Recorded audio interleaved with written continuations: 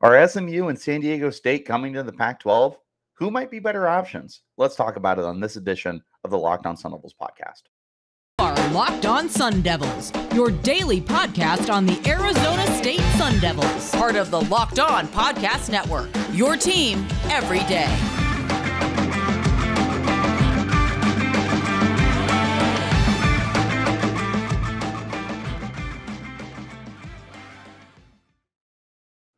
This episode is brought to you by FanDuel Sportsbook, official sportsbook of Locked On. Make every moment more. Visit FanDuel.com/LockedOn today to get started. And hello, everybody. Welcome back to the Locked On Sun Devils podcast, part of the Locked On Podcast Network, your team every day. My name is Richie Bradshaw, and I will be your guide for everything Arizona State Sun Devils. As always, thank you guys for tuning in. Wherever you're getting your podcast, hit like and subscribe, and turn on notifications so you get an update when we post new content. And stay in touch with that content by following me on Twitter at RichieBrads36 and the podcast at LO_Sun Devils. Today's conversation is going to be centered around the Pac-12 as a whole, not so much Arizona State right now, because you have the commissioner of the Pac-12 visiting SMU's campus currently today. There has been a lot of speculation that the Pac-12 will be expanding as USC and UCLA are both leaving the conference to join the Big Ten on their behalf. But the team has been doing some homework on who they would bring in to replace them. Right now, it seems like the favorites are SMU and San Diego State. Looking at those two teams is going to be the focus here before we hop into some better or at least more competent or equal options, I think is the nicest way to put that at the end of the podcast. Let's take a look at SMU first. So SMU is a team that typically isn't really highly regarded when it comes to talking about the pinnacle of college football, but they've got a little bit of history with them. They've got 11 conference championships in the Southwest Conference, which of course was not exactly the biggest conference in the world and hasn't been around since 1996. They won their conference 11 times, and outside of that, they haven't won a conference title since joining the Mountain West Conference. Right? They're Mountain West? No, they're AAC. You know what? San Diego State's Mountain West. That's what I'm thinking. They haven't won an All-American Conference title. They have, believe it or not, had a Heisman winner, and it's not who you would think. SMU has had a handful of really talented guys, including the great Eric Dickerson, who went on to have a Hall of Fame career. But Dickerson was not their Heisman winner. In fact, their Heisman winner ended up being a guy who had an award named after him, the great Doak Walker, who won the award way long ago, back in like the late 40s, early 50s. I don't have him pulled up in front of me. But they do have a Heisman winner. In their time, they have had 16 consensus All-Americans, and they have, like I said, they've got a little bit more history than people would realize. In the entirety of the football program's history, they have 523 wins,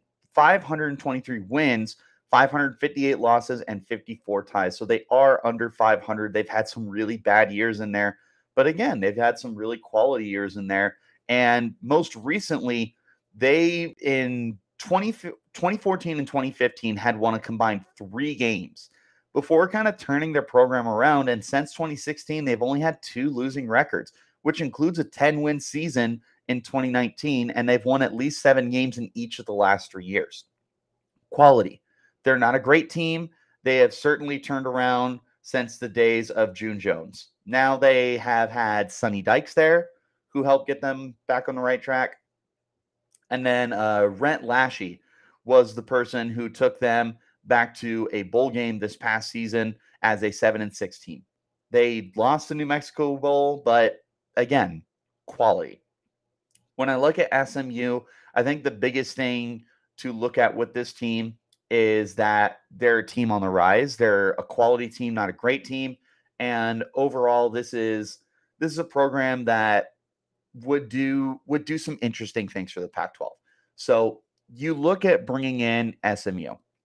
What that does is that helps you get into Texas, which is obviously a very big deal for any conference to get into the state of Texas to introduce their college football to your conference.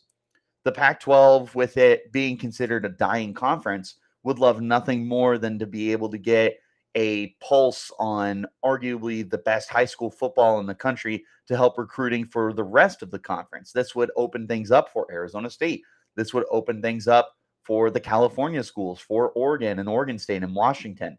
This would help them be able to travel to SMU to play their football games. And it would also open up opportunities for them to be able to do better recruiting while they're there, be able to show what a Washington Huskies can do when they do go and play SMU, what a Oregon Ducks can do when they go to play at SMU.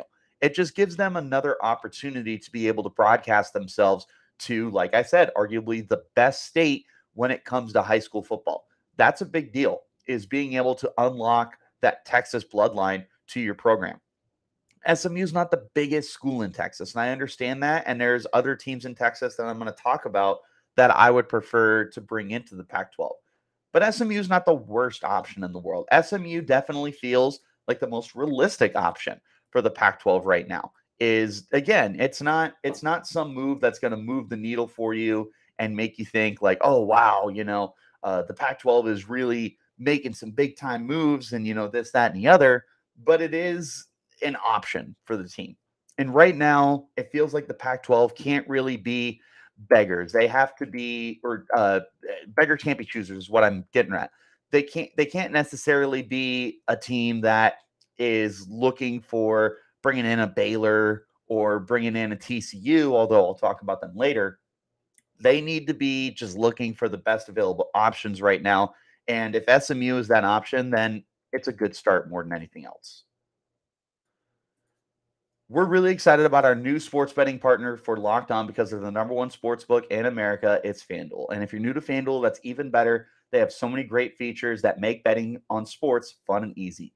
Download FanDuel now so you can bet Super Bowl 57 with a no-sweat first bet. You'll get up to $3,000 back in bonus bets if your first bet doesn't win. FanDuel lets you bet on everything from the money line to point spreads to who will score a touchdown. There's tons of different prop bets to check out right now on FanDuel for Super Bowl 57 with same-game parlays as well. The FanDuel Sportsbook is safe, secure, and super easy to use. And best of all, you get paid for your winnings instantly. So join FanDuel today at FanDuel.com/lockedon to claim your no-sweat first bet on Super Bowl 57. That's FanDuel.com/lockedon. Make every moment more with FanDuel, official sportsbook partner of the NFL. Thank you guys so much for tuning in. Remember to check out the Locked On College Basketball podcast as your second listen of the day. Everything you need to know about college basketball in one place. Hear from big-name experts, insiders, coaches, and players. Locked On College Basketball available on YouTube and wherever you're getting your podcasts. Back into our conversation now, taking a look at San Diego State. San Diego State definitely feels like the bigger program between these two options that we have right now. San Diego State has been similarly a quality program for quite a bit of time, dating back to 1969. They have 54 seasons. They have a well above winning record with 356 wins, 276 losses, and 8 ties. They are, again, a quality program. It's one of those programs that you're almost surprised hasn't joined the Pac-12 at this point. They truly have been a lot better than people realize because they're not playing in that Power 5 kind of environment. Instead, they've been dominating the Mountain West since 1999. They have not had a losing record since 2009. Since then, they've had 9 wins, 8 wins, 9 wins, 8 wins, 7, 11, 11, 10, 7, 10, 4, 12, and 7 wins. They currently are locked in with Brady Hoke, who has been their head coach each of the last 3 years, which includes that 12-2 record that they had in 2021, where they won the Frisco Bowl, whatever that is, because there's way too many bowl games. This is probably one of the easiest teams and programs to slide into the Pac-12 at this point. It makes a lot of sense for San Diego State to join the Pac-12 for a number of reasons. First of all, geologically, it just makes sense to add another California team to the Pacific Conference. Makes sense. It helps you keep that location of Southern California because you're losing your LA schools, but you're bringing in a San Diego school. That helps you maintain that pulse on Southern California, where you do have a lot of quality high school programs, you have a lot of quality recruiting, and obviously the networking that you would be able to do in California is great. Southern California is where it's at when it comes to publications and whatnot. Keeping San Diego there is big. It's obviously not LA, but it's still a big deal. So it's easy to connect those dots. From a winning standpoint, obviously I just talked about this. They haven't had a losing record in football since 2009. This is also a team that consistently is making the bracket in college basketball. For what it's worth, I forgot to mention SMU has made the bracket quite a few times in the last 10 years as well. These are teams that bring something to the table. And another important thing for the Pac-12 conference, and I didn't mention this with SMU, and shame on me, the Pac-12 puts a lot of value on having a number, if not all of, the different sports programs. They're not just a football conference. They're not a basketball conference. They value baseball. They value volleyball. They value swim and wrestling and gymnastics and just about everything else you can think of, softball. It's really important for the Pac-12 to have their variety of sports that they can market. It's also really important for the Pac-12 to bring in schools that have really good academic programs. And San Diego State and SMU, while they're not regarded as Harvard and Yale, obviously, still have good academics that go into their programs. So those are important factors that the Pac-12 looks at. And San Diego State and SMU both bring that to the table.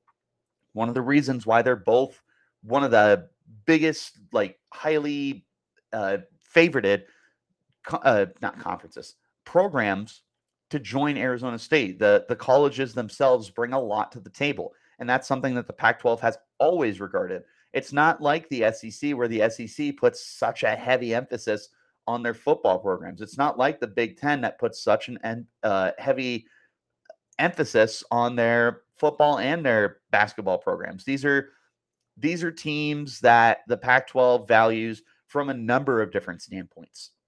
And with San Diego State and with SMU having so much variety in what they bring to the table, both from an academic and from an athletic standpoint, that's a very important cache there for the Pac-12. But again, focusing on San Diego State and looking at what they bring to the table, I had mentioned conference titles with SMU. San Diego State has quite a few. They have 21 conference titles. They've got a 10-10 bowl record, which it's not great, but it's still there for what it's worth. And they have been one of the teams in the Mountain West Conference. Like, San Diego State is like one of the pinnacle programs. They've also played the Pac-12 quite a few times over the last 10 years, including games against both Arizona and Arizona State, where I believe they went 3-1 in those games, with 2 wins over ASU and 1 win over U of A. U of A played them very tough last year at the Aztec Stadium and was able to actually take them down. Overall, between the two schools here, San Diego State makes the most sense. San Diego State is definitely the best option. San Diego State, since the speculation has started about bringing teams to the Pac-12, has always felt like the team that, like, no matter who you bring in, if you bring in 2 teams or 4 teams, whatever, San Diego State has always felt like one of those teams that felt like a lock to be joining the Conference of Champions. It makes too much sense for it not to happen at this point. So it's not a surprise that they continue to be one of the most heavily linked teams to the Pac-12. One more time, thank you guys for checking us out. Make sure that you check out Locked On College Basketball with experts Isaac Shade and Andy Patton, as they bring you everything you need to know on and off the court. Hear from big-name experts, coaches, and players throughout the college basketball landscape. It's Locked On College Basketball, available on YouTube and wherever you're getting your podcasts. I'm just going to kind of fireball. I can't think of what I was going to say. Like, I'm going to throw a bunch of programs out there that I would like the Pac-12 to target. Now, unfortunately, the Big 12 has been making some moves, and they're taking some of your options away. They took away BYU, which made a lot of sense for Arizona State to target, given Utah being one of the teams in the conference. BYU is gone. You do have an opportunity to bring in like a Baylor or a TCU I mentioned earlier. Those would be two schools that would really, really move the needle for you for a lot of different reasons. Some of the reasons I mentioned, talking about the high school aspect where you have that opportunity to continue broadcasting yourself to the state of Texas, increase your recruiting, increase the overall competition of your conference. Makes a lot of sense from that standpoint. I have said before that Boise State makes some sense. I don't know how much I believe that anymore, but Boise State is another program that has had a lot of success, especially in the football landscape, with dominating the Mountain West Conference. Although it's not quite what it used to be. It's not that team that took down Oklahoma in the Fiesta Bowl all those years ago. It's definitely a school that has taken a step back, and they're not exactly dominant programs when it comes to the other landscapes of athletics. They're not this dominant baseball program or this dominant basketball program that the Pac-12 values. They don't bring a ton of the table the way that a TCU or a Baylor, especially Baylor when it comes to college basketball, does. Who else is out there? I think it would be really interesting to bring Hawaii. The only thing with bringing Hawaii is obviously that massive time gap that you would have. And you already have late games that kick off for the Pac-12. You already have your hashtag Pac-12 After Dark where you have 7 to 8 o'clock kickoffs. You bring in Hawaii and you have a night game there. I mean, you're talking about a game that kicks off between 10 and 11 o'clock at night. That's already Sunday morning for the East Coast. We already have that problem with East Coast people not staying up for Pac-12 football games. That would only become that much bigger a problem if you bring them into your conference for football. And then obviously it would be another problem in itself for the rest of the programs. Similar to Boise State, they're not a dominant baseball program. They're not a dominant volleyball program. I don't even know if they have a volleyball program. They're not a dominant college basketball program. In fact, I don't even know if they have all those programs. They might be one of those schools that doesn't have everything to offer the way that the Pac-12 values those things. Another team that I feel makes a lot of sense is Fresno State. Fresno State has really become a great program over the last few years. They're really trending up in the right direction. They had a really great season. And best of all, ASU is playing them this year. ASU will have a chance to test Fresno State, who was a ranked team throughout the year last year, and see how they match up against Power 5, which they typically have done a pretty good job with. Fresno State makes a lot of sense to me. If I were to pick two schools, it's no, I would still go TCU. It would be TCU and San Diego State probably for me. But Fresno State would probably be my third option over a Baylor because the geographical location makes a lot of sense. It makes a lot of sense for you to continue putting emphasis on your California schools. Right, wrong, or indifferent, having California in your program is something that now only two conferences, Power 5 wise, can talk about and value. So it'd be a really big deal to be able to keep them.